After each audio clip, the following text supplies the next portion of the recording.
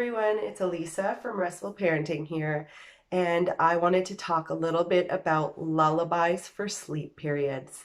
We get questions from people saying, do I need to have anything playing while my little one is asleep or falling asleep, or does it need to be just absolutely quiet?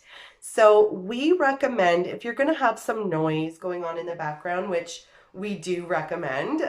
It's not absolutely necessary, but in most cases, it can be very helpful to have white noise or a running stream setting from a sound machine in the background as your little one is learning how to fall asleep on their own or having their nap. And you want it to run continuously through naps and through all the night so that they're not waking up at certain points realizing that that has turned off and then not being able to go back to sleep. So if you do use white noise or, a stream setting, we recommend that you don't use something like ocean waves crashing, or birds chirping, because what can happen there is it varies greatly in pitches and tones. So it'll be really, really loud and then it's quiet and then it's loud and then it's quiet. With the birds chirping, it's a wonderful sound, don't get me wrong, but it can keep your little one awake and stimulated because of the chirp, chirp, and then the softer chirps and then the louder chirps, and then it gets softer. So that can actually stimulate them more, especially if you have a baby or a child who is easily stimulated, then that can really keep them up for longer, or it can wake them up when they're sleeping.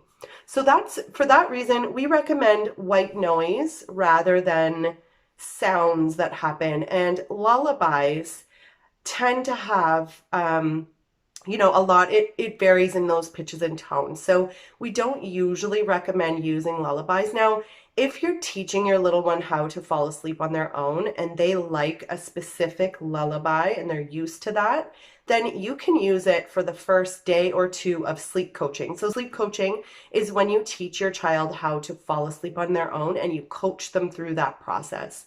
So if you needed to, you could use it for a couple of days, just because it's already such a big change for them that they're going to be learning how to fall asleep in their own sleep space.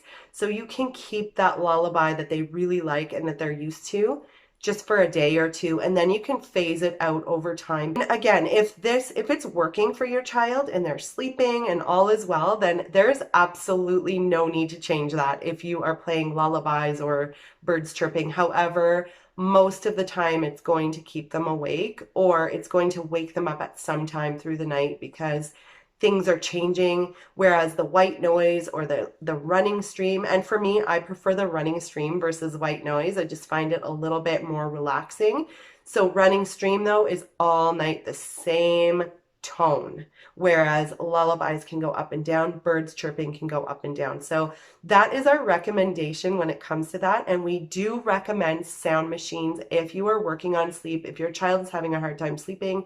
The reason for that is because it can make it a lot easier for you as a parent, and you'll be a lot less stressed out about all the different noises that are happening. You can bring it with you when you travel.